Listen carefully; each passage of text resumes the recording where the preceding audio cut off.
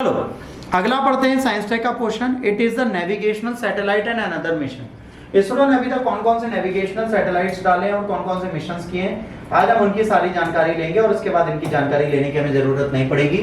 आज का ये लेक्चर थोड़ा लंबा होने वाला है, इसके लिए डरिएगा नहीं। पहला है IRNSS, Indian regional navigational satellite system. ये क्या है इसको समझना है, बहुत टिपिकल है, बहुत ईजी भी है, दोनों चीजें हैं। ये क्या करता है, देखिए इंडिया है, मान लीजिए अभी मैं आप पूरा मैप इसका समझा दूं। इंडिया जो है, लेट्स सपोज यहाँ इंडिया है, ठीक है, मान लीजिए यहाँ पे इंडिया बैठा है, इतने पार्ट में इंडिया बैठा। तो इंडिया ऐसे सैटेलाइट लॉन्चिंग करेगा ना कि ये अपने पूरे भारत को कवर कर पाए। यही तो चाहता है भाई, भारत का पूरा नेटवर्क कवर होगा तभी तो उसका खुद का होगा जीपीएस सिस्टम। अरे किस काम का? तो इसने कहा कि मैं पहले भारत को कवर करूंगा। तो भारत को कवर करने के लिए इसको क्या करना पड़ेगा, ध्यान से सुनो, इसको इस तरीके से चलना पड़ेगा। देखिए दो ये होंगे, एक इसने डाला 131.5 डिग्री पे, एक डाला 32.5 डिग्री पे, दो सैटेलाइट्स हो गए, ठीक। एक डाल दिया 83 डिग्री पे, तीन सैटेलाइट हो गए। अब ध्यान से समझो, ये सैटेलाइट तो कवर कर रहे हैं। अब ये जो सैटेलाइट है, इनका काम क्या है, इनका काम ऐसे ट्रेवल करना है। ध्यान से समझना ना, ये सैटेलाइट एक 55 डिग्री पर 111.7 पे क्या करेगा, ऐसे ट्रेवल करेगा।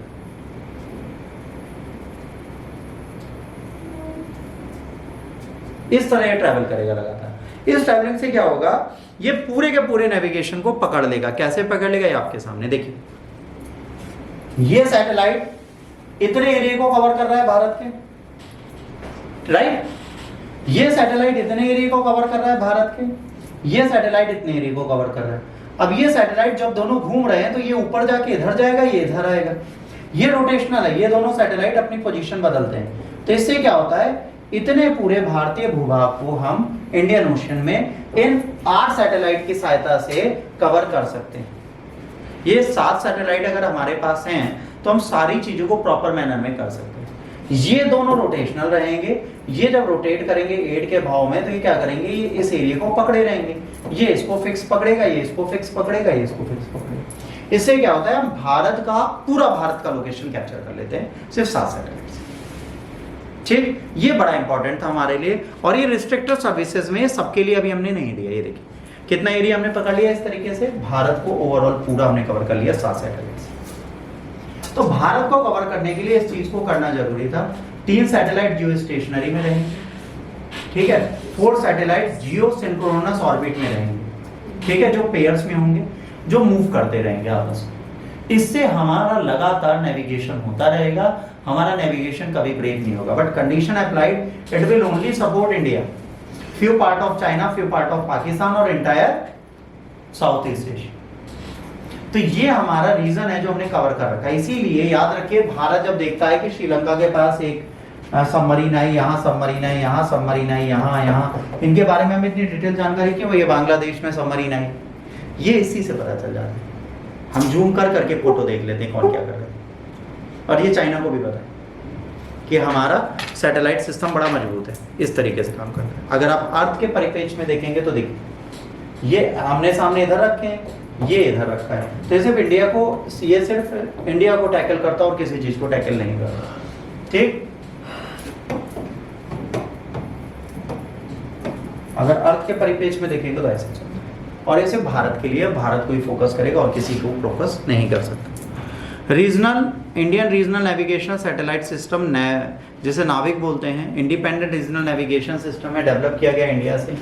एक्यूरेट पोजिशनिंग इंफॉर्मेशन हमको देता है, ठीक है। India as well as the region extending 15 kilometre from इस बाउंड्री, अपनी बाउंड्री से 1500 किलोमीटर दूर तक की बातें बताता है, ठीक है। और IRNSS provide 2 types of services, namely standard positioning services which will provide all users and restricted services, जो इंक्रिप्टेड सर्विस होगी जो ऑथराइज्ड यूजर को दी जाएगी, ठीक है।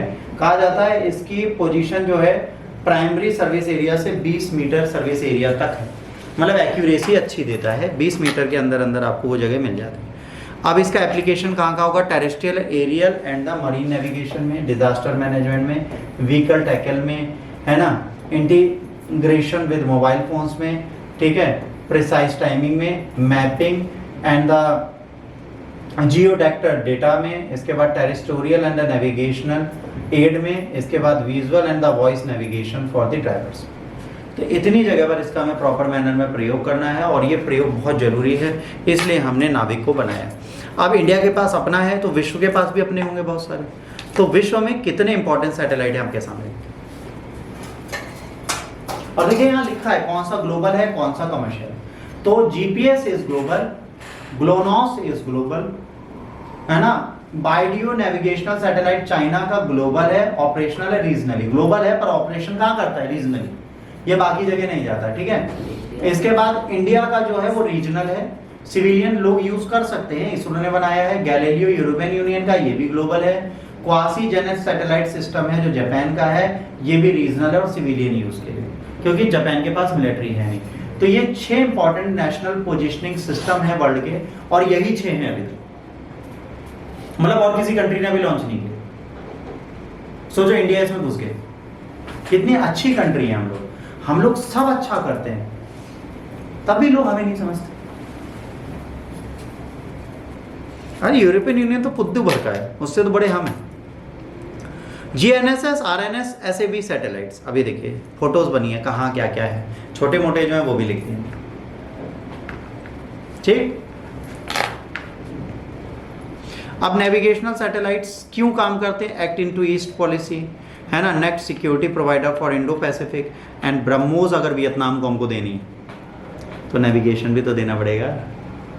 अगर हमारा नेविगेशन सिस्टम ही नहीं हुआ तो प्रिसाइज कैसे होगा, वो तो क्रूज मिसाइल है, नेविगेट करती है ना सैटेलाइट से। तो चाइना का सैटेलाइट उसको चाइना पे मारने के लिए थोड़े ना परमिशन देगा। We need our reach access के साथ नाविक यूज करिए, NavIC will blast everything, don't worry. तो हमें अपने सैटेलाइट सिस्टम्स को स्ट्रॉन्ग करने की जरूरत है। इसके बाद स्पेस एक्सप्लोरेशन में सबसे पहले हमारा मिशन गया चंद्रयान। चंद्रयान जब हम ले गए थे तो हमने क्या किया, जियो ट्रांसफर ऑर्बिट का प्रयोग किया, धरती से इसको हमने निकाला। अभी धरती के स्पेस में ऐसे घूम रहा था, फिर इसको ऐसे बूस्ट किया, फिर अगली बार ये ऐसे आया, इसके बाद जब ये ऐसे घूमते वापस यहाँ गया, उसके बाद जब इसको अगली बार यहाँ से बूस्ट किया तो इसको हमने बूस्टर्स ऑन करके माइल्ड कोर्स करेक्शन करके इसको इसकी ट्रैजेक्टरी से आगे फेंक दिया और कहा तुम यहाँ नाचते नाचते नाचते नाचते नाचते नाचते नाचते नाचते नाचते नाचते यहाँ नाचो, अब यहीं नाचते। इसे बोला गया था मून ऑर्बिटल मिशन। ये मून के ऑर्बिट में चक्कर लगाएगा, मून पे उतरेगा, ठीक है। जो हमारा पहला मिशन था वो था मून ऑर्बिटल मिशन। इससे चंद्रयान 1 मिशन जो था मून पर था, सक्सेसफुल हुआ अक्टूबर 22 2018 में 8 में, है ना। ये ऑर्बिट कर रहा था 100 किलोमीटर लूनर सरफेस के ऊपर और ये सारी रिसर्च कर रहा था। 11 साइंटिफिक इंस्ट्रूमेंट्स लगे थे जो इंडिया, यूएसए, जर्मनी, स्वीडन और बुल्गारिया के थे। सक्सेसफुल कंप्लीशन के बाद ऑर्बिट में 200 किलोमीटर इसको ऊपर रेस किया गया था मई 2009 तक। सैटेलाइट ने 3400 ऑर्बिट किए थे मून के और mission concluded, communication of spacecraft का खत्म हुआ था 29 अगस्त 2009, मई में गया था, ठीक है। और इसके बाद इससे हमारा क्या हुआ, लॉन्च के बाद हमारा इससे संपर्क टूट गया था 29 अगस्त 2009 को। तब तक इसने हमने सारी प्रिसाइज इंफॉर्मेशन ले ली थी। अब उसके बाद हमारा एक हुआ पूड़ी भाजी वाला गेम, जिसे बोलते हैं mission to red planet. Mission to red planet जाने का एक बहुत बड़ा चैलेंज था। ये इतना बड़ा बस मिशन था, देखो कितना छोटा हमने बनाया, इस छोटे से सारे काम हमको करने थे। तो ये मिशन बहुत टैकल हुआ था। इस पे एक पिक्चर है मंगलयान, अगर आपने नहीं देखी तो देख लीजिएगा। एक और आई है अभी वेब सीरीज को, यही है जी पे, है ना, वो भी मंगलयान पे राइट ऑफ वुमेन एम्पावरमेंट दिखाने के लिए एक वेब सीरीज में मंगलयान पे आई है, मैं नाम बता दूंगा, मैंने अभी देखा नहीं। तो ये रेड प्लैनेट का मार्स ऑर्बिटल मिशन जो था वो हमारे यहाँ से स्टार्ट हुआ, मंगलयान मार्स क्राफ्ट के नाम पर है। 5 नवंबर 2013 को लॉन्च किया गया था, ठीक है, इसरो द्वारा। और इस मिशन को 4th स्पेस एजेंसी बनती है मार्स में पहुंचने के लिए। पहला रास्कोमोस, नासा और यूरोपियन स्पेस एजेंसी पहुंच चुकी हैं। इसने first Asian nation to reach Mars orbit and first nation in the world to do in maiden attempt. दुनिया का पहला नेशन है जिसने पहले अटेम्प्ट में इस काम को कर दिया, ठीक है। Mars orbiter mission probe lift off first launch pad है सतीश धवन। कब लॉन्च किया गया था, 5 नवंबर 2013 को। Approximately 20 days long, started on 28 अक्टूबर, ठीक है। लॉन्च विंडो जो थी 20 दिन के लिए खुली थी, है ना। MOM probe sent to about a month in Earth orbit, पहले अर्थ ऑर्बिट में रहा। सीरीज ऑफ 7 है ना, ऑर्बिटल मैनूवर्स करने के बाद इसको ट्रांस मार्स इंजेक्शन दिया गया 30 नवंबर 2013। 298 दिन की ट्रांजिट के बाद ये 24 सितंबर 2014 को मार्स के ऑर्बिट में पहुंचे। मार्स के ऑर्बिट में पहुंचने के बाद ये सक्सेसफुल मिशन हो गया। तो ये बहुत बड़ा गेम था, बहुत इजी गेम नहीं था। देखिए इस ट्रैजेक्टरी पे से कितने दिन रहना पड़ा, देख रहे हैं, देखिए यहाँ से स्टार्ट हुआ, फिर से बूस्ट करते गए। इसके बाद इसको हमने देखिए इतना लंबा चक्का लगवाया। अब इसकी बूस्टिंग हम कब तक वेट करा रहे थे, जब तक मार्स हमसे नजदीक नहीं आ जाता। तो हम ऐसे ऑर्बिट ऐसे करा रहे थे कि मार्स जब हमारे नजदीक हो तो हम इस तक पहुंचे। तो हमने पूरी कैलकुलेशन की थी। इसके बाद मार्स को ऑर्बिट करने लगा। अब ये मार्स को ही ऑर्बिट कर रहा था और मार्स को ये देखता चला गया और मार्स का काम कर लिया। फिर आया बेटा हमारा चंद्रयान 2। चंद्रयान 2 जो था हमारा एक बहुत बड़ा मिशन था। इसमें नरेंद्र मोदी साहब रोए थे। नरेंद्र मोदी साहब किसके साथ रोए थे? Who was the person who was crying with Narendra Modi? Somnath नहीं थे। कौन थे? सोमनाथ से पहले कौन थे हेड? श्रीनिवासन नाम था उनका, ऐसे कुछ नाम था। वो बेचारे रोए थे। तो इनमें दो चीजें थी, ऑर्बिटर था, ऑर्बिटर एज इट इज था, लैंडर विक्रम था, रोवर प्रज्ञान था। जब ये मिशन गया तो जब मिशन गया तो ये सॉफ्ट लैंडिंग नहीं कर पाया।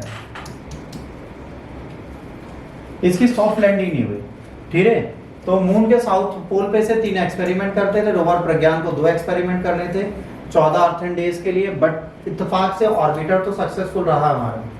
बट जब ये लैंडर को जाना था तो लैंडर की जब सॉफ्ट लैंडिंग की जा रही थी उस टाइम पे कुछ माइक्रोसेकंड पहले ये सरफेस पे जाके डैमेज हो गया और खत्म हो गया। इसके बाद चंद्रयान 2 जो था वो अर्थ पे नहीं पहुंच पाया, जिससे हमारी प्रॉब्लम हो गई और साउथ पोल में कहीं ना कहीं खत्म हो गया। जब ये खत्म हो गया तो उसके बाद हमने कहा कि कोई बात नहीं, चंद्रयान मिशन कुछ ऐसा ही था। देखिए ये लैंडर रोवर सब बनाए गए थे, ये सेम ऐसे उतरना था, सॉफ्ट लैंडिंग इसको करनी थी।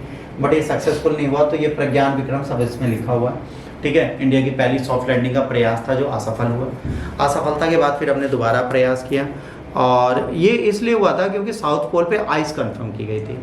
जो पहला हमारा चंद्रयान मिशन गया था उसने बताया था कि चंद्रमा की सतह पर बर्फ पाई जाती है। इसकी डिटेल हमको दी गई थी, तो उसी डिटेल को रीवेरीफाई करने के लिए हमने इस मिशन को लॉन्च किया। मून पे वाटर है, इसको देखने की हमें कोशिश करनी थी। फिर चंद्रयान 3 हमारा मिशन गया। इसमें याद रखना जब ये चंद्रयान मिशन गया तो इसमें ऑर्बिटर नहीं था, क्योंकि ऑर्बिटर अभी चंद्रयान 2 के साथ जो गया था वो अभी भी चक्कर लगा रहा था, हमने उसी से संपर्क करना था। तो हमने इसमें लैंडर और रोवर डाला और ये सक्सेसफुल हो गया। ये हमारा सक्सेसफुल मिशन हुआ। और इससे पहले एक लूना भी जा रही थी, ठीक है, जिसे लूसी बोलते हैं, ये उनका था रशिया का जो फेल हो गया था। तो मून पे लैंडिंग करने की अगर बात करेंगे तो सोवियत यूनियन, यूएस, चाइना और इंडिया ही हैं जो वहाँ पर जा चुके हैं। और पहली कंट्री इंडिया है जिसने साउथ पोल पर सक्सेसफुल लैंडिंग की। साउथ पोल पर सक्सेसफुल लैंडिंग करने वाली पहली कंट्री बनी। चंद्रयान 3 कैसे गया वो सारी चीज़ें आपके सामने। कैसे हम बहुत स्लो चलते हैं, हम बूस्टिंग करते हैं फिर जाते हैं। जितना समय उनके स्पेसक्राफ्ट ने लिया उससे कम ज़्यादा समय हमने लिया।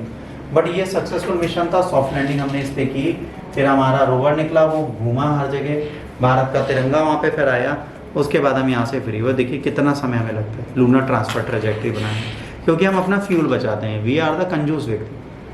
हम तो एरोडायनेमिक कॉन्सेप्ट को ना समझ के शीशे गिलास नीचे गिरा के बिना इसी के चलते हैं ताकि बिजली बचे और फ्यूल बचे, ठीक है। तो ये इस तरीके से हमने यहाँ कर दिया था, ठीक है। इसके बाद चंद्रयान जो सक्सेसफुली लैंड हुआ, India is now the officially 4th country to achieve soft landing and 1st country to do so near the lunar south pole. Soft landing में चौथी कंट्री और पहली कंट्री जो साउथ पोल के पास में उतरी। तो 4 कंट्रीज है। अच्छा, यहाँ पे क्वेश्चन आता है कि भाई ये 4 कंट्री से फायदा में क्या? मून पर जो भी रिसोर्सेज मिलेंगे उन पे सबसे पहले अधिकार इन 4 नेशंस का। मून पे जो भी रिसोर्सेज मिलेंगे 4 नेशन ही रिस्पॉन्सिबल है उन चीज़ों के लिए, ठीक है। इसके बाद हमारा मंगलयान 2 का मिशन प्लान किया जा रहा है। मंगलयान मार्स ऑर्बिटर मिशन ये भी होगा, मंगलयान 2 भी है ना, इंटरप्लैनेटरी मिशन होगा। और मॉम जो होगा ये हमारा अगला मिशन है। कोशिश की जा रही है जल्दी जाए, 2021 में इन्होंने बोला था। इसमें भी सिर्फ ऑर्बिटर होगा, इसमें कोई लैंडिंग नहीं होगी। माइलस्टोन हमारे क्या है देखिए, पहला सैटेलाइट लॉन्च करते हैं, फिर डेवलपमेंट PSLV करते हैं, फिर एक्सीलरेटेड लाते हैं, फिर चंद्रयान 1, 2 ऐसे करते हुए हम धीरे धीरे आगे बढ़ते हुए आज यहाँ पर आ चुके हैं कि आज हमारा चंद्रयान 2 एक सक्सेसफुल मिशन बन चुका है। जहाँ से हमने स्टार्ट किया था वहाँ से जर्नी अगर देखोगे तो देखो कितनी स्लो चली। यहाँ से स्टार्ट किया हमने, ऐसे चलते चले गए, एक ऐसा समय हमको लगा कि हम लास्ट में जब यहाँ पहुँचे तब हम सक्सेसफुल हुए। चंद्रयान 2 तक की हमारी जर्नी बहुत ज़्यादा पीसफुल नहीं है, हमें बहुत ज़्यादा प्रॉब्लम्स हुई। हमने साइकिल में भी अपना सफ़र किया और इस पे भी किया। Long journey to the moon थी, इसके लिए इसरो चीफ सोमनाथ ने उस टाइम पे बोला। अब हमने यहाँ से सफ़र स्टार्ट किया था, जो मैंने आपसे बोला, यहाँ देखते हुए, और बाद में यहाँ तक साइकिल लेके पहुँच गई। This as a ISRO seriously work hard. और ये बहुत बड़ी बात होती है कि आप सपने देखिए, सपने पूरे जरूर होते हैं। गगनयान मिशन की बात करेंगे, इस प्रोजेक्ट को अप्रूव किया गया था 2018 में। 2022 में कोशिश करी जानी थी, इसको जाना था, बट वो डिलेड होता जा रहा है। इसमें टोटल खर्चा जो है वो कितना है, 10,000 करोड़ का। एस्ट्रोनॉट्स को बोला जाएगा वायुनॉट्स, है ना, और व्योम संस्कृत का वर्ड है तो इसे व्योनॉट्स बोला जाएगा, एस्ट्रोनॉट्स हम नहीं बोलेंगे। ठीक, गगनयान मिशन क्या है, इसका ऑब्जेक्टिव क्या है, ल्यू अर्थ ऑर्बिट में जाएगा। 2 अनमैन्ड मिशन पहले जाएंगे, उसके बाद ये जाएगा और ये सक्सेसफुली वहाँ पर जाने की कोशिश करेगा। इसके बाद गगनयान मिशन क्या करेगा, ह्यूमन रेटेड लॉन्च व्हीकल बनाएंगे, क्रू एस्केप सिस्टम देखेंगे, habitable orbital module, life support system, crew sectional training associate, ये सारी चीज़ें करेंगे। मेजर नेशनल एफर्ट होगा, अगर इसे हम सक्सेसफुली कर लेते हैं तो भविष्य में जो हमें इंटरनेशनल स्पेस स्टेशन बनाना है उसके लिए हमें पूरा सपोर्ट मिलेगा। इसमें कौन कौन साथ दे रहा है ये बहुत ज़रूरी है। गगनयान मिशन की अगर आप बात करोगे, Indian air force, DRDO, Indian maritime agency, Indian navy, coast guard, shipping corporation, Indian metrological department, CSIR, academic institution, industry partner, इन सबको जोड़कर हम गगनयान मिशन को ले जा रहे हैं। हम बहुत कमज़ोर गगनयान मिशन नहीं बना रहे। गगनयान मिशन जब सक्सेसफुल होगा तो हमें अगली अपनी चीज़ें करनी है। फिर हमने कहा था भविष्य के मिशन कैसे जाएंगे, उसकी बात होती है। ऑर्बिटर मॉड्यूल क्या होता है आप सबको बता दिया। ऑर्बिटर मॉड्यूल एक ऐसा मॉड्यूल होगा जिसमें क्रू रहेगा। ये जो है इसके अंदर कौन रहेगा, साइंटिस्ट रहेंगे, that is a crew module. इसके अंदर साइंटिस्ट निवास किया करेंगे और साइंटिस्ट के लिए गए सर्विस मॉड्यूल होगा, जिसके अंदर ये लोग जाके अपनी सर्विसिंग वगैरह जैसे कुछ स्पेस वॉक वगैरह करनी है तो करेंगे। क्रू ट्रेनिंग गगनयान की जहाँ होनी है वो एक बिल्डिंग है जो इनके लिए बनाई गई है, ठीक है। फिजिकल ट्रेनिंग का क्लासरूम पूरा बनाया गया है, इसी के थ्रू इनका पूरा काम होता है। और ये सारा इसरो के आस पास है, इसमें माइक्रो ग्रेविटी यूनिट्स वगैरह सब बनाई गई हैं ताकि इस बिल्डिंग में रहकर ये प्रॉपर मैनर में रिसर्च कर पाएँ। एस्ट्रोनॉट ट्रेनिंग फैसिलिटीज़ के लिए इंजन क्वालिफिकेशन टेस्ट होता है, लिक्विड टेस्ट होते हैं जिसे विकास बोलते हैं, है ना। इसके बाद सॉलिड बूस्टर्स होते हैं, स्टैटिक स्टेज होती हैं, कैसा प्रपर्शन होगा, कैसे जाएंगे फिर वापस आएंगे। जब धरती पे वापस आएंगे तो पैराशूट एयर ड्रॉप हो, मतलब जब एटमॉस्फेयर में घुस जाएगा तो वो फिर क्या करेगा, पैराशूट खोल देगा नीचे आते हुए, तो पानी, स्काई, सैंड किसी पे गिरे फिर वो यहाँ गिर जाएगा। टेस्ट जब होता है तो उसके लिए एस्केप सिस्टम जरूर देखा जाता है कि किस तरह बाहर निकलेंगे। मेजर माइलस्टोन क्या है, इंटीग्रेटेड टेस्ट ड्रॉप टेस्ट हम कर चुके हैं, अभी तक हम इसको गिरा के देख चुके हैं। अनमैन्ड फ्लाइट, फिर मैन्ड फ्लाइट। सबसे पहले हम क्या करेंगे, पहले हम ये जो कैप्सूल जा रहा है जिसमें ये लोग जाएंगे उसको गिरा के देखेंगे, फिर टेस्ट व्हीकल मिशन ले जाएंगे साउंडिंग रॉकेट से, फिर पैड अबोर्ड टेस्ट करेंगे, ठीक है, कि इससे बाहर कैसे निकला जा सकता है, फिर अनमैन्ड फ्लाइट जाएगी, फिर इंसान जाएगी, ठीक है। मैन मिशन जब जाएगा तो ये क्या करेगा, यहाँ से GSLV Mark 3 से जाएगा, 16 मिनट में लो अर्थ ऑर्बिट में पहुंच जाएगा, मॉड्यूल खुल जाएगा, 5 से 6 दिन स्पेस में रहेंगे, फिर ये रीओरिएंटेशन करेंगे और रीओरिएंटेशन के डीबूस्ट करेंगे और इसके बाद डीबूस्ट करके जैसे ऊपर जाएंगे सेपरेट कर देंगे रेप्स्यूल को, और रेप्स्यूल क्या करेगी, धरती पे गिर जाएगी और इसको हम रिकवर। सुनने की तेजी, इधर से उड़े 6 दिन रहे, उसके बाद इंजन में जुड़े, चल आगे चलते हैं, जैसे ही हम एटमॉस्फेयर में पहुंचेंगे हम आपको इंजन से हटा लेंगे और रेप्स्यूल नीचे आएगी, बाद में इसको पैराशूट में डालेंगे, ठीक। इसके बाद हम जा रहे हैं वीनस पे। हमने कहा भैया शुक्रयान पे भी जाना चाहते हैं, शुक्र हमें बहुत पसंद है। तो ग्रेविटी ऑफ द अर्थ क्या है ये, और वीनस की 11। यहाँ पे अगर आप 10 फीट हो तो वहां पर 11 फीट जंप कर सकते हो, बस इतना अंतर है, बहुत ज्यादा अंतर